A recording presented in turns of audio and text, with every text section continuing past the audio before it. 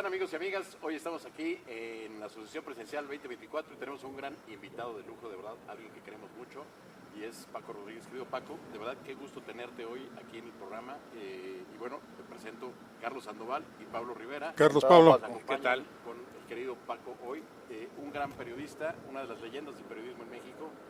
La verdad, para mí, un honor que estés aquí con nosotros, Paco, hablando de la Asociación Presencial 2024. Al contrario, Jaime, para mí es un gran gusto estar con ustedes, compartir estos momentos, y creo que va a ser una experiencia muy enriquecedora porque voy a aprender mucho de ustedes.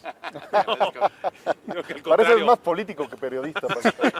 Algo hay de eso, algo hay de eso. Yo creo que viene las dos, pero es un gustazo, Paco, tenerte aquí, la verdad. Gracias, Carlos. Presidencial, la verdad es que es un verdadero lujo para todos, para nosotros y sobre todo para todos nuestras amigas y amigos que nos ven el día de hoy. Gracias, Carlos. Querido Paco, pues empezamos. Yo te preguntaría ¿cómo ves la situación actual de México? ¿Cómo ves el país en temas de economía, de salud, de seguridad? ¿Cómo ves al gobierno de López Obrador en pocas palabras? Mal. Ya se acabó el programa. Resumido. Podemos ir. Resumiendo rápido. Mira, yo creo que el propio señor López Obrador definió muy bien la situación actual y nos pintó también lo que viene a futuro.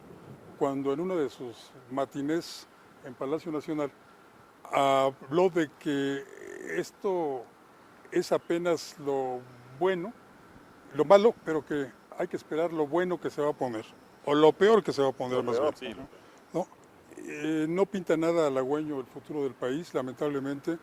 Cada día son más los errores que se cometen desde Palacio Nacional, y lo peor es que no existen contrapesos reales que frenen o que hagan algún paliativo a la crisis sanitaria, a la crisis económica, a la crisis social, a la crisis política y, lo peor de todo, a la crisis moral que ya estamos padeciendo. Claro. Paco, y en temas económicos, ¿cómo ves al país? ¿Cómo lo ves desde cuando lo toma Andrés Manuel López Obrador al día de hoy? ¿Y qué esperas para estos 2 años en la materia económica? Bueno, pues los indicadores nos han señalado que la inversión extranjera ha decaído, lo mismo que la inversión doméstica. En cuestión de empleos, seguimos perdiendo demasiados empleos. No creamos ya más empleos, pero los que hay, lamentablemente, tienen salarios que son de sobrevivencia para quienes se emplean en esos momentos. La situación a futuro viene peor todavía porque las decisiones que se siguen tomando, insisto, en Palacio Nacional son para alejar el capital. Al capital lo tiene como maldecido, como maldito para él, sin darse cuenta, sin percatarse de que con el capital se crean empleos y con el capital se desarrolla un país. Así es, sí, sin inversión definitivamente el tema de la generación de empleos y riqueza es imposible. Claro. Y obviamente, Paco, y con esto termino mi pregunta, la parte de este ataque continuo hacia las diferentes inversiones internacionales nos han afectado muchísimo, ¿no? Yo creo que desde el tema del aeropuerto hasta el día de hoy no ha podido salir de ahí, estar en contra de esas inversiones internacionales, ¿no? Sí, lo ha dicho también quien era secretario de Hacienda en aquel momento, al inicio del régimen, el señor Carlos Ursúa, sí, que la debacle comenzó precisamente cuando se cancela el proyecto del aeropuerto en Texcoco. Así es. Se habló mucho de corrupción, pero no hay denuncias. No hay nadie en la cárcel, ni procesos. Ni siquiera denuncias. Ya olvidemos de que hay alguien en la cárcel. Sí, ni siquiera se ha denunciado nada. Sí. Oye, perdón, Paco, Carlos, Jaime, lo platicamos en un programa que tuvimos analizando el cuarto informe de gobierno del presidente López Obrador. Yo comentaba que hay algo que sí es destacable dentro del ámbito económico, que es el manejo macroeconómico, que al presidente le choca esa palabra, ¿no? Porque es muy tecnócrata, muy neoliberal.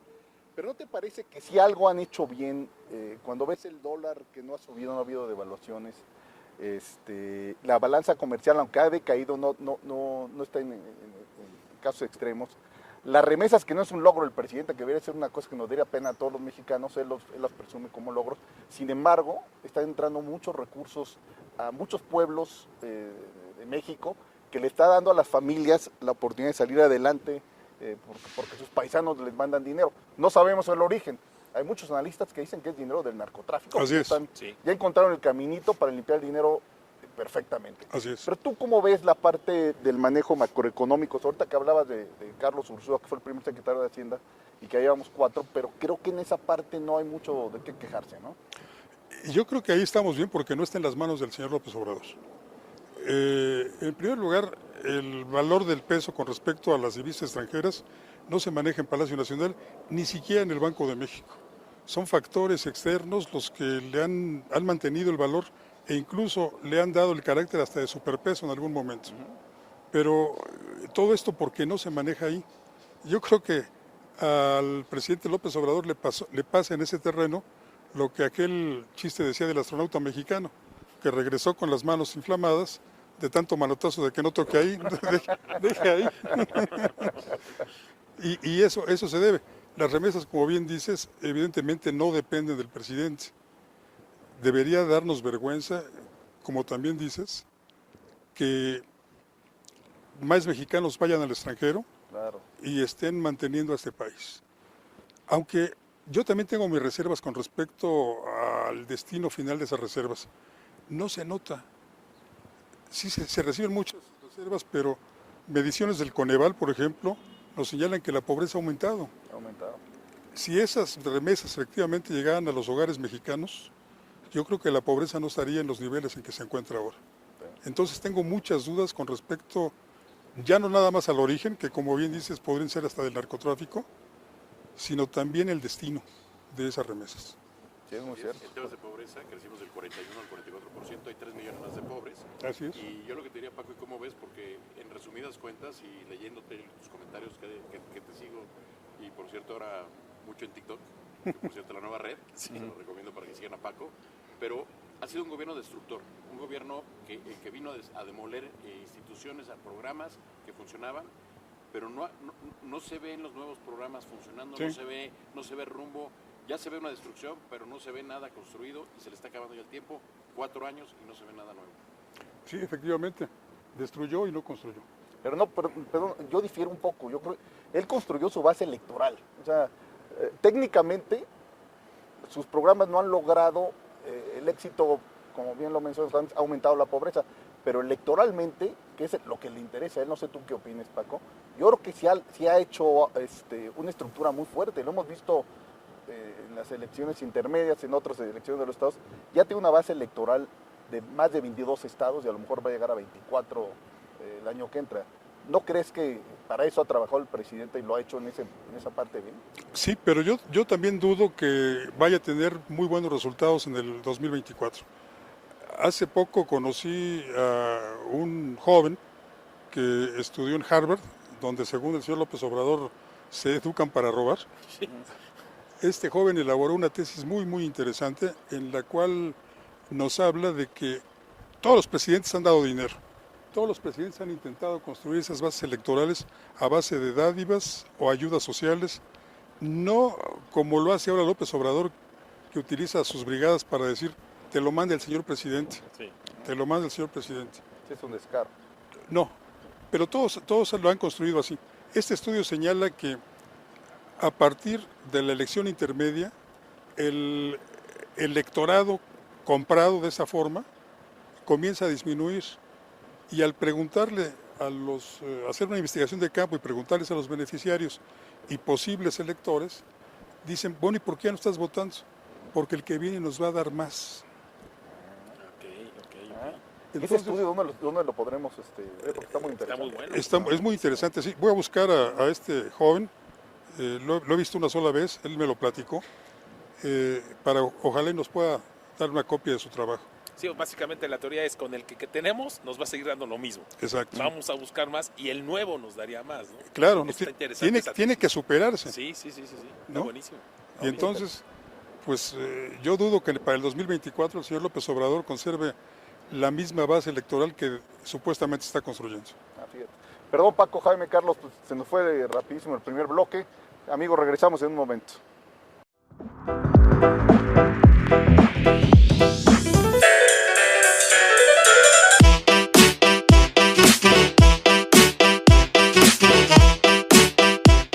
Hola Carlos, te tengo una gran noticia. ¿Qué noticia, Jaime? Viene la segunda temporada de los Diálogos por México desde casa. ¿Por Telered Digital? Es claro, por Telered Digital. Aquí los vemos, Facebook y YouTube. Ahí nos vemos. Amigos, estamos de vuelta aquí con nuestro amigo Paco, que estamos platicando de la asociación presidencial. Empezamos con los temas económicos. ¿Cómo veías tú a México actualmente y cómo lo veías en 2 años? Yo creo que el tema obligado por el programa es la política. ¿Tú cómo ves ahorita a México actualmente y cómo ves a México en el 2024? Bueno, pues actualmente estamos viviendo en el caos político. Tenemos un presidente que ejerce el autoritarismo, aunque no fue electo para ello, ejerce el autoritarismo de una manera descarada. Lo decía hace un momento, Pablo, no hay contrapesos a la acción del presidente. Y por el contrario, los partidos políticos, lo vimos esta semana que termina, los partidos políticos han entrado en colisión nuevamente. Había cierta esperanza de que estas oposiciones presentaran un frente que estuvieran coaligados, no nada más electoralmente, sino para la presentación de un proyecto, un plan de gobierno. Pero, pues, algo sucedió en el camino, algo que tiene que ver con Campeche, que tiene que ver con el dirigente del PRI, y el plan se vino para abajo. Esto complica todavía más las elecciones, no solamente de 2024, sino de 2018, y le deja abierto el camino al partido o al movimiento del presidente, porque partido todavía no se consolida como partido. Es increíble, ¿no? Que por intereses personales, de alguna manera, el presidente del PRI tenga que tomar una decisión y obviamente, pues si hay una división, estamos viendo en el Senado, el senador Osorio Chong dijo que él no va a entrarle al tema y obviamente ya hay una crisis en el PRI muy importante, pero el riesgo es, Paco, y ahí vendría mi análisis, de este rompimiento de la alianza, ¿no? ¿Tú crees que pueda haber salvación, pueda de alguna manera llegar a que se consolide la alianza o de plano ya estamos fuera? No, en tanto persistan los intereses personales por sobre los intereses del país incluso, ¿no? Sí. Yo creo que aquí lo delicado no es la posición del señor Moreno, porque él de cualquier forma está buscando por todas las formas la sobrevivencia política Sí. y la libertad. Está jugando su libertad. Lo cuestionable sería en todo caso, Carlos, el hecho de que su militancia o cuando menos los dirigentes del partido en distintos niveles le sigan la corriente. Eso es lo delicado. Claro. No sé si los tiene amenazados o comparados, pero pues debería haber una rebelión, porque la única opción que tenía el PRI para sobrevivir era precisamente coaligado con los otros partidos de oposición. Así es. Hoy el PRI pues se ha pegado un tiro en la sien. Sí, totalmente. De hecho, ya vimos que se juntaron, recordabas, Paco, Jaime Pablo, pues los expresidentes del PRI tuvieron reuniones con él, lo trataron de convencer de que de alguna manera pues dejara el partido y que hubiera una nueva elección, y sin embargo él se mantuvo aferrado, precisamente con lo que dices, Paco, ¿no? El miedo a que pudiera perder pues de alguna manera esa protección o ese halo protector de ser presidente del partido, ¿no? Pero, sí, pero el PRI se está desmoronando, ¿no? Tal vez los expresidentes del partido no eran los indicados para hacer esos reclamos, ¿no? Okay. Sí. Porque todos tienen muchos problemas ahí. Así es. Oye, Paco, y regresando un poco a este tema político de demolición de instituciones, pensamos que el equilibrio de poderes, la Suprema Corte, los órganos que se habían constituido iban a ser suficientes para contener a un presidente pues, autoritario o un presidente presidencial como emperador, como lo estamos viendo ahora, o peor. Pero vemos que ahora órganos que habían funcionado como el propio IFE, hoy INE, pues no han sido suficientes, ¿no? Y preocupa porque el próximo año, el 2023, Lorenzo Córdoba deja la presidencia y muy probablemente pues es el abordaje de Morena hacia el INE previo a la sucesión presidencial del 2024. ¿Cómo ves esta parte del INE? Yo creo que sí va a correr la misma suerte que han corrido otros organismos constitucionales autónomos, ¿no? Lo abordará, como bien dices tú, será un abordaje muy al estilo del Capitán Drake. Sí, claro. Por parte de las huestes morenistas, ¿no? Claro. Y esta presión que ha venido ejerciendo el señor López Obrador sobre el INE, pues va a fructificar en eso, en el temor que también le tienen a López Obrador, porque bueno, lamentablemente son instituciones que respetamos, que reconocemos por su eficacia, pero son instituciones que al final de cuentas están integradas por seres humanos que tienen defectos como los tenemos todos prácticamente. Claro, digo, me sorprendió a mí las declaraciones del propio presidente en relación a los ministros nombrados por él, por su gobierno, donde dice me equivoqué. ¿no? Pero surtieron efecto, la presión surtió efecto. Claro, Porque con el claro. tema de la prevención preventiva, como que echaron marcha atrás cuando todo parecía que le iban a quitar, la mantuvieron, ¿no? O eso parece que va a pasar, ¿no? Sí. Yo veo la verdad este tema del Poder Judicial también muy fuerte, la intromisión del presidente. Yo creo que fuera de lugar que esté interviniendo y sobre todo esas opiniones, Pablo, que dices que cambiaron de alguna manera la visión de esta elección precisamente para lo de la Guardia. Yo creo que ahí el presidente pues está, creo que exponiéndose también mucho a que los mismos ministros de alguna manera digan, oye, pues ahora sí vamos a volvernos independientes. Me llama la atención y entraría otro tema, Paco, que me gustaría mucho tu opinión, el tema de Monreal, ¿no? O sea, lo que pasó en Monreal en esta última elección del coordinador, ¿qué opinión te parece? Yo creo que es lo que digo, de alguna manera el presidente empieza a tener ya algunos lugares que empieza a haber agua, ¿no? ¿Cómo sientes eso? Sí, yo creo que la actitud de Monreal es la que está más apegada a derecho. Sí. Él es un doctor en derecho, da clases en la universidad precisamente de esta especialidad y ha puesto puntos sobre las IES en asuntos tan delicados como este, precisamente el de que no se puede aprobar una ley que contradiga o que pase por encima de la Constitución. Sí, correcto. Entonces, este es un contrapeso que está surgiendo frente a la entrega que hasta ahora habíamos visto de todo el Poder Legislativo. Así como el presidente ha infiltrado al Poder Judicial con la designación de estos 4 ministros, también tiene por completo cooptado al Poder Legislativo Sí. con la mayoría de su movimiento al seno de las cámaras. Entonces, es un chispazo que ojalá encienda la actitud de Monreal. Claro. Sí, Pero- no, yo lo veo. Perdón, Pablo. No, perdón, hablando precisamente de Monreal, ¿no crees que perdió Monreal una oportunidad de oro en esta votación para ver quién iba a ser el presidente del Senado? Una oportunidad de oro cuando la oposición, PAN, Movimiento Ciudadano y PRI, lo apoyaron abiertamente para que él fuera, el hecho de que abiertamente dijera yo quiero ser y que se jalara a algunos senadores de Morena para que él fuera. No, porque yo he platicado con algunos senadores y hay desilusión de la actitud de Sí. Ricardo Monreal. Y lo han escrito, incluso un senador ayer les publicaba en Reforma que perdió esa oportunidad. Sí, pero yo creo que esa fue una jugada de Monreal. Lo que el ala radical de Morena en el Senado no quería era que un monrealista estuviese al lado del presidente durante los festejos de la independencia que se celebran por estos días. No querían tampoco que Monreal fuese quien estuviese al lado del presidente. Sí.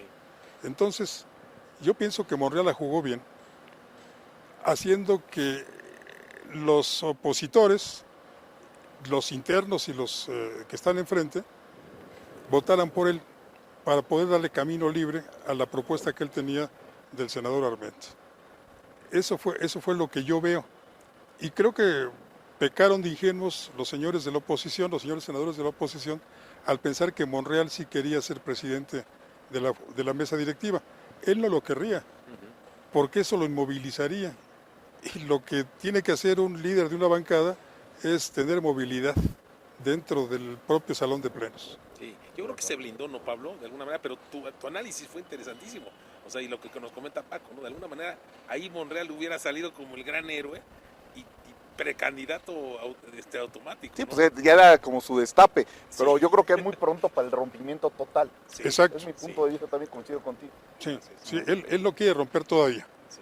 Va a romper en algún momento. Y cómo en las entrevistas se defiende por todos lados, ¿verdad? Se me llama la atención en varias entrevistas que he visto con él, le preguntan y él contesta la verdad, ¿no? O sea, no lo ves como un político que te trata de no contestar, él contesta con la verdad, muy preparado en la parte de derecho, como bien dices tú, siendo maestro, se le nota, la verdad es que es uno de los candidatos que ahorita ya platicaremos. Vamos a tomar una pausa, si estás de acuerdo, Paco, compañeros, vamos a unos anuncios y regresamos en un momento. Muchas gracias.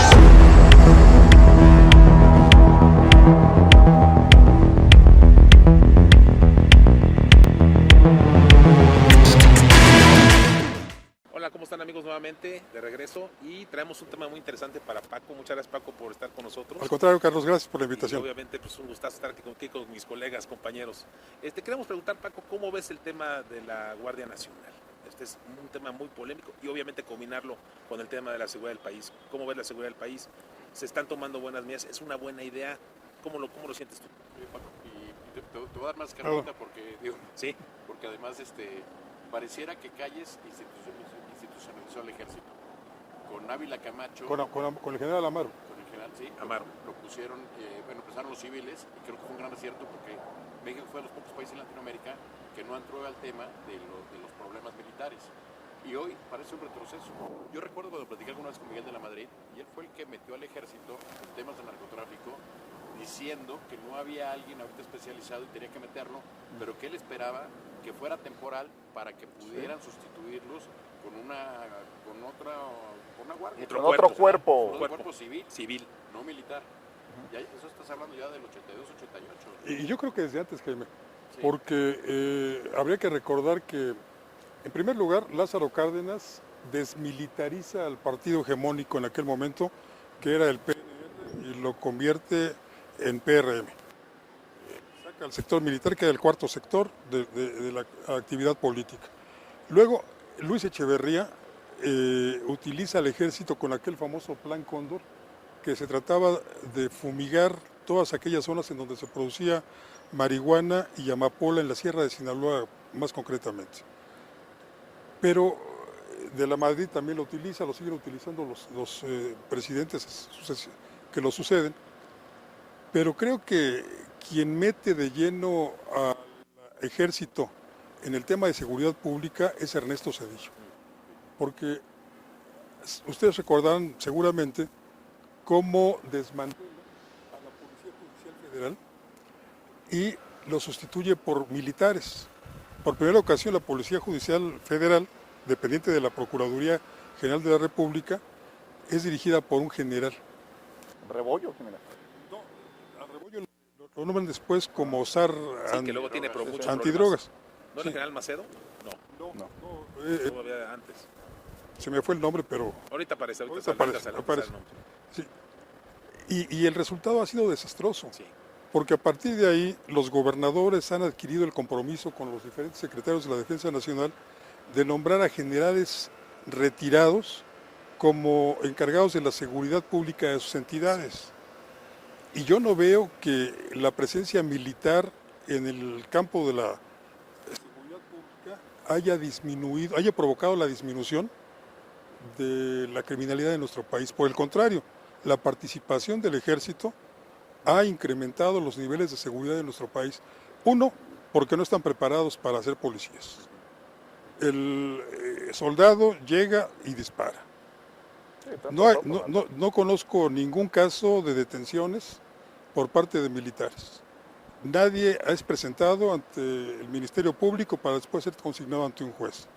El ejército llega y ultima, que es un eufemismo que encontraron para evitar decir asesina.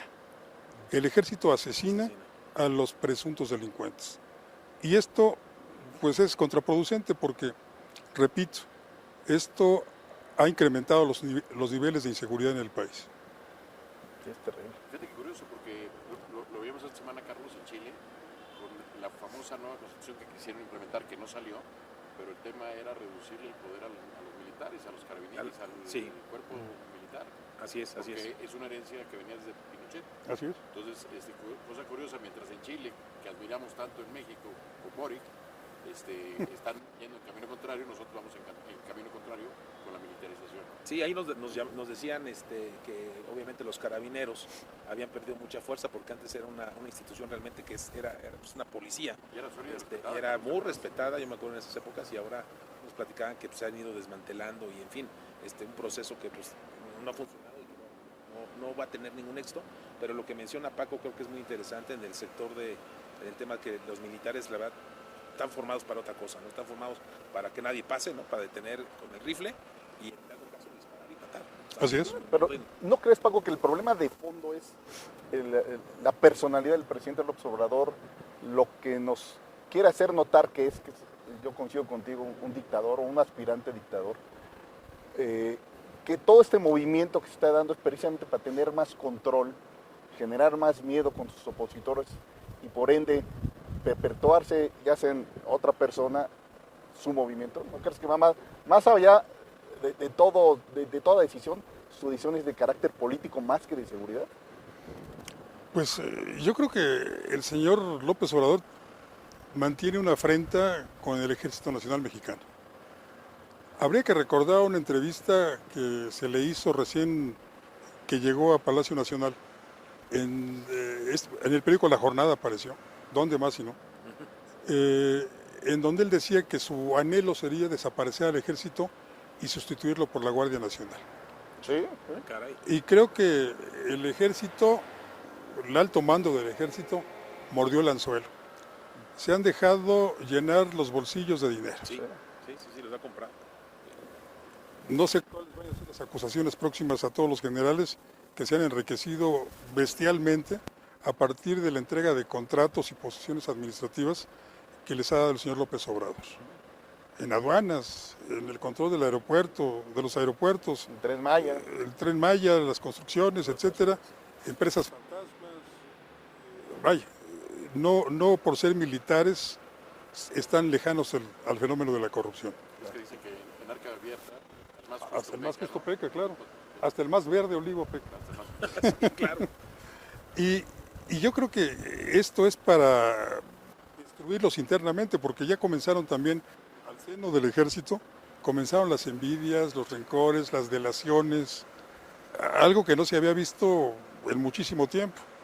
Entonces, cada vez más el ejército, que va a ser responsable ahora de la seguridad del país, le va a decir el señor López Obrador, fracasaron, son una bola de ineptos, no me ayudaron. Sí. Y entonces el prestigio que durante décadas acumuló el ejército va a desaparecer. Sí, es increíble, ¿no? La transformación del cuerpo militar parece un cuerpo de empresarios. Ahora ya los generales son empresarios, asignan contratos, hacen sus trucos de invitación a tres. O sea, es increíble. Yo creo que ahí coincido contigo, Paco, y coincido con ustedes, colegas, que la verdad es un área donde no debió haber estado el ejército, donde ya difícilmente va a poderlo sacar, porque como de alguna manera dicen que el perro que come huevo ya va a comer huevo de por vida. Carne, ¿no? No, fuera huevo, decían que un huevo. No, gallina que come huevo. Gallina que come huevo. Sí. Ya estoy como el Chavo del 8, pero bueno, yo creo que va a ser difícil, ¿no? Paco, sacarlos de ese tener recursos, de poder asignar, en fin, Sí, mordió en el anzuelo, yo insisto. Mordió en el anzuelo de su propia extinción.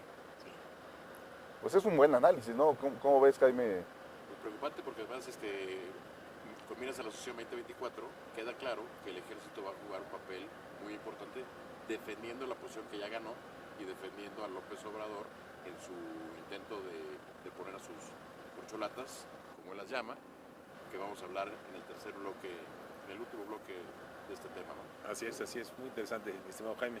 Obviamente, lo que siempre hemos dicho, la implosión, ¿no? La implosión ya también, bueno, obviamente en Morena y la implosión obviamente en el ejército, ¿no? Ya empiezan a pelearse entre todos y es algo increíble, ¿no? Pero cada vez tiene más fichas el presidente. Yo estoy muy preocupado, Paco, y no sé si coincidas conmigo. Lo que pasó en la elección intermedia en estados como en Sinaloa, en donde el narcotráfico operó para que ganara, en este caso Morena, abiertamente la elección, hubo un secuestro de la estructura electoral del PRI por más de 48 horas y no hay notas. El ejército obviamente se percató y no pasó nada. Y ahora el ejército va a controlar a la Guardia Nacional, que va a tener más elementos en las calles.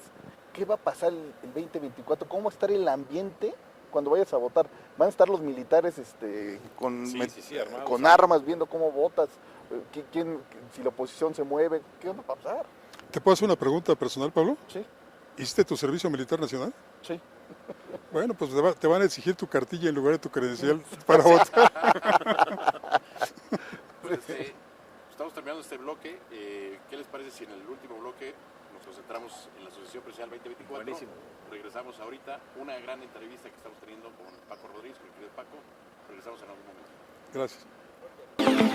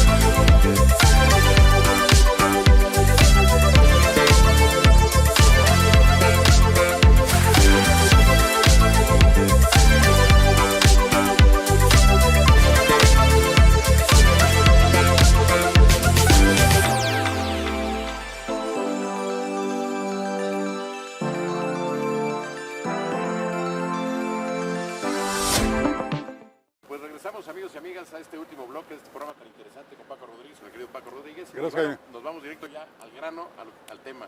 Sucesión presidencial 2024. Si la elección fuera hoy, pareciera, digo, ya has dicho algunas cosas, pero pareciera que Morena tendría ahorita las cartas, que López Obrador tendría las cartas, y hay tres candidatos principales: Claudia Sheinbaum, Marcelo Ebrard, Adán Augusto, y uno por fuera que es Monreal, ¿no? Esta sería la baraja. ¿Cómo lo ves? Pues yo creo que el presidente nos está engañando con la verdad. Yo creo que ya tiene una favorita, que es la señora jefa de gobierno, o regenta, porque pues hasta ahora se ha dedicado simplemente a representar al señor López Obrador en la Ciudad de México. No creo que López Obrador vaya a último momento cambiar sus señales, aunque él diga que no va a haber señales, claro que las hay, Sí, sí, sí. Las hay todos los días. yo creo que se mantendrá en el apoyo a Claudia Sheinbaum. Marcelo Ebrard pues, ya tiene experiencia en renunciar, aunque esté en primer lugar en las encuestas, pues yo creo que Marcelo también, que tiene su expediente por ahí muy resguardado, pero se lo pueden abrir en cualquier momento, pues también va a recular. Y Adán Augusto no lo veo con muchas ganas ni con mucho entusiasmo de ser candidato. En cambio, Ricardo Monreal, pues obviamente está peleando, trae el cuchillo entre los dientes, porque quiere participar, lo ha dicho. Yo voy a estar en la boleta electoral de 2024 y no sé cómo le va a hacer, pero creo que lo va a conseguir. Va a estar en la boleta. Perdón, ¿no ves a Marcelo saliéndose entonces de Morena y abanderando la coalición, si esta se da o lo que quede de la coalición? Lo veo en todo caso más cerca de Movimiento Ciudadano, más cerca de Dante Delgado.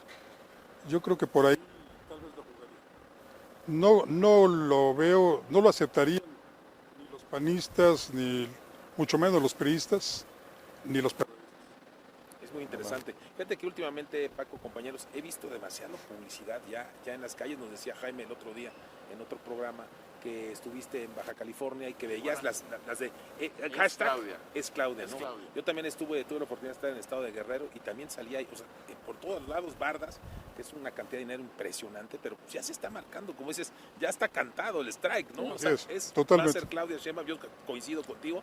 Yo lo que creo que ya va a venir más bien los análisis, ¿qué va a pasar con los otros que no son? ¿No? O sea, sobre todo me gusta mucho, Pablo y Paco, tu opinión que decías de lo de Marcelo.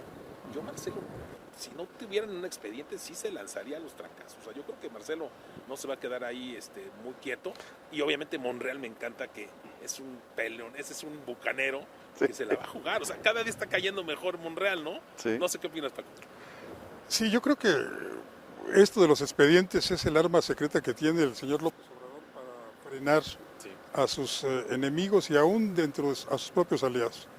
Y Marcelo efectivamente debe tener un expediente bastante abultado tras su paso por cargos en seguridad pública en la capital de la República y en la propia jefatura de gobierno de la Ciudad de México. Claro, lo del metro, ¿no? Ahí también Exacto, está en el metro, del metro. con un tema que ahí le tienen también guardado. Creo que ahí podría ser uno Sí, de sus debacles. ese cambio de convoyes, ¿no? Sí. Que ha provocado Lo de muchos Castro. problemas. Sí, claro. Que ahí está Mario Delgado también miscuido, pues era el Sí. secretario de Finanzas y fue quien compró estos convoys Sí, los trenes. a un arrendamiento a quién sabe cuántos años, carísimo. Creo que lo terminaremos de pagar hasta el 2028. ¿Sí? Sí, Fíjate. se compró una empresa española, CAF, que obviamente eran equipos muy pesados, totalmente fuera pero bueno, ese es otro tema de Y ingeniería. definitivamente sí hay mucho dinero. Esto que decías. En el transcurso de la semana que termina estos días, se filtró por ahí un documento, no se ha desmentido que sea apócrifo, dirigido a la comunicación social de Claudia Sheinbaum, a su anterior jefe de prensa. Y en esta el asesor español recién contratado anunciaba cuáles serían sus honorarios: 1 millón de euros al mes, esto es poco más de 20 millones de pesos mensualmente, que pues me supongo saldrán ya sea de las contribuciones o impuestos que pagamos los capitalinos, o una hipótesis que he venido manejando recientemente de lo que tributan, entre otros, tianguistas en las cárceles. Yo creo que por eso no quieren que desaparezca la figura de la prisión preventiva, porque entre más presos haya, más tributos Claro. Más clientes, ¿no? les caen, ¿no? Sí. Y es Y los empresarios también, ¿no? Los empresarios Sí. que empiezan a jugar su parte, ¿no? exactamente, los que cooperan con todos.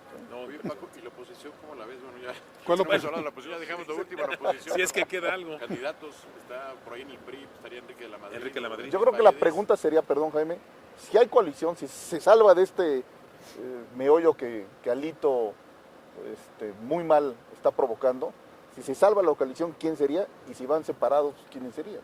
Así es. Híjole, yo no veo en las oposiciones a nadie. Muchos están levantando la mano, pero no los veo, no veo.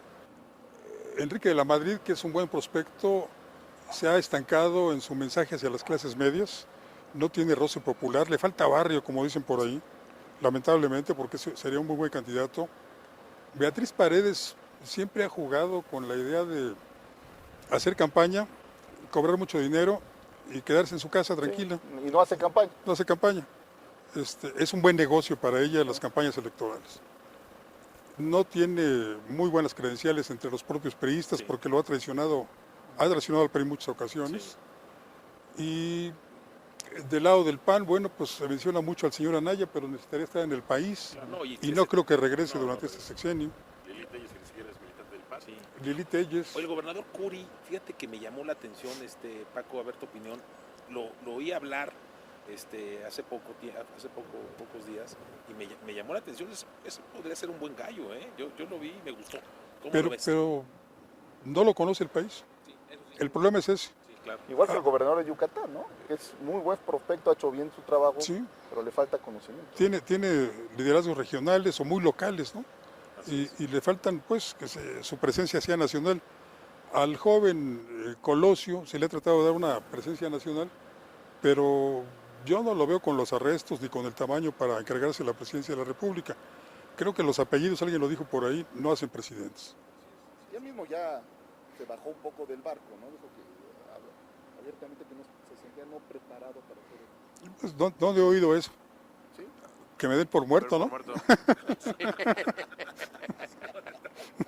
Oye, pues entonces la oposición, de alguna manera, Paco, la tiene muy difícil, ¿no? Sí, yo creo que aquí quienes podrían tener peso y la última palabra serían las organizaciones de la sociedad civil, Sí. que han tenido cada vez más, por fortuna, una gran participación en el espectro político y que ojalá se pusieran de acuerdo para hacer una propuesta a los partidos. Lamentablemente no se puede ser electo si no es a través de un partido político. Que hiciera una propuesta a los partidos de un personaje que nos cohesionara a todos los mexicanos. Creo que todos tenemos ya una óptica muy bien formada de lo que podría significar la continuidad de Morena en el poder. Y que la mayor parte de quienes tenemos esa claridad de visión no queremos que se repita. Y tendríamos que poner enfrente pues, a un candidato que verdaderamente le diera la pelea a Morena.